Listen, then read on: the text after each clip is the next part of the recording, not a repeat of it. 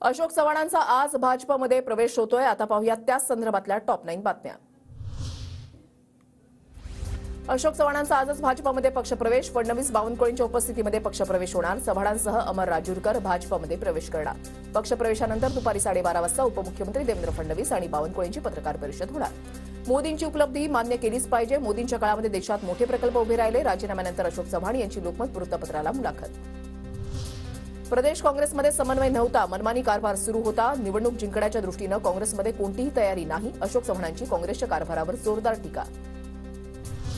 पक्षात मनमानी कारभार, आंदोलनाची वेळ असताना पक्षांतर्गत प्रशिक्षण सुरू। मुलाखतीतून अशोक चव्हाणांकडून नाना पटोलेंच्या कार्यपद्धतीवर सुद्धा रोष व्यक्त। अशोक चव्हाणांमागे तपास यंत्रणांचा ससेमिरा लावण्याचं काम सुरू झालं होतं। विजय वडेट्टीवारांचा दावा, इतर पक्षातील नेते पळून भाजप घर सजवतंय। वडेट्टीवारांची टीका। मला एक माहित आहे की केंद्रीय एजन्सीचा ससेमिरा त्यांच्या मागे लावण्याचं काम सुरू झालेलं होतं। ते काही नाकारून चालत नाही आणि मला कळत नाही की भारतीय जनता पक्ष 400 के पार म्हणतो आणि दुसऱ्याचे नेते पळवतात। राज्यातील काँग्रेसच्या ज्येष्ठ नेत्यांची आज महत्त्वाची बैठक। सध्याच्या परिस्थितीवर चर्चा होणार। पृथ्वीराज चव्हाण आणि इतर ज्येष्ठ नेते बैठकीला उपस्थित राहणार। अशोक चव्हाणांच्या राजीनाम्यानंतर काँग्रेसमध्ये हालचालींना वेग। पृथ्वीराज चव्हाण, बाळासाहेब थोरातांचा काँग्रेस आमदारांसोबत संपर्क सुरू। डॅमेज कंट्रोलसाठी प्रयत्न। 14 फेब्रुवारीला मुंबईमध्ये बैठक। पटोलेंच्या कारभाराला त्रस्त होऊन काँग्रेसचे नेते सोडचिठ्ठी देताना पाहायला मिळतील। आशिष देशमुखांची प्रतिक्रिया।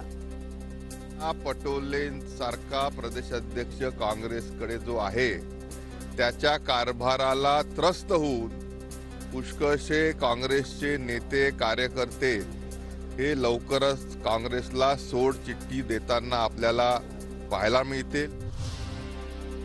अशोकराव गेले म्हणजे भाजपसोबत गेले। काँग्रेस व्याप्त भाजप होईल आणि भाजपचा अध्यक्ष हा काँग्रेसमधून आलेला असेल। उद्धव ठाकरेंची जळजळीत टीका। वर्षांपूर्वी भाजपचा नारा काय होता? काँग्रेस मुक्त भारत, बरोबर ना? आता एवढे सगळे काँग्रेसवाले घेत आहेत की काँग्रेस व्याप्त भाजपा, असं आता त्यांची परिस्थिती झालेली आहे।